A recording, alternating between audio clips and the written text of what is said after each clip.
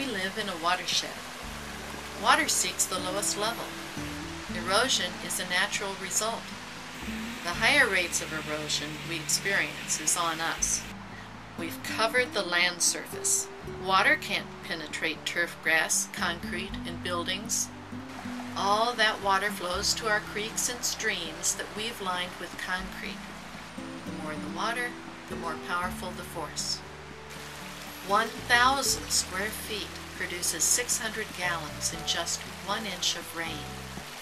Fertilizers and pesticides, animal waste, rock salt, and other contaminants travel the water.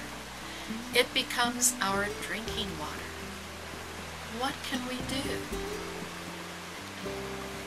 Hello, my name is Mitch Leachman. I'm the Executive Director of the St. Louis Audubon Society and Program Coordinator for Brink Conservation Home. Brink Conservation Home is just about 3 years old. It's a program we created to help individual landowners create habitat for birds, butterflies, and other wildlife in their own landscapes.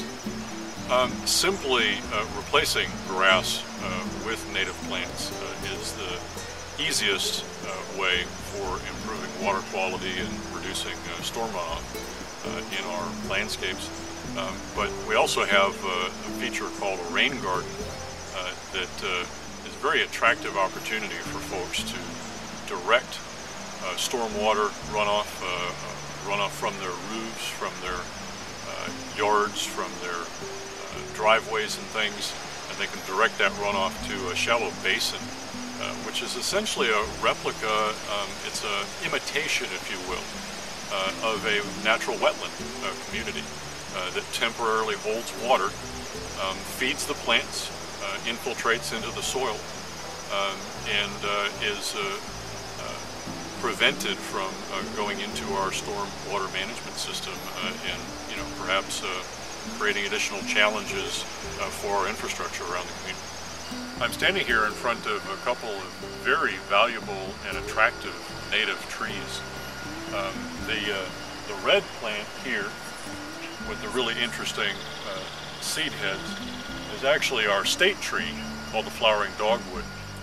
We pointed out, not just because it's pretty, but because the group of plants known as dogwoods, of which there's a half a dozen native species here in Missouri, are host to over 100 different species of butterfly and moth caterpillars. Every Missouri songbird here actually eats insects during their life cycle. They're critical sources of protein, especially when the birds are raising their young. One single family of chickadees may require 6,000 or more caterpillars for those babies to reach maturity.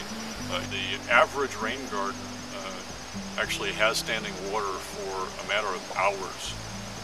Worst case, maybe a day or two.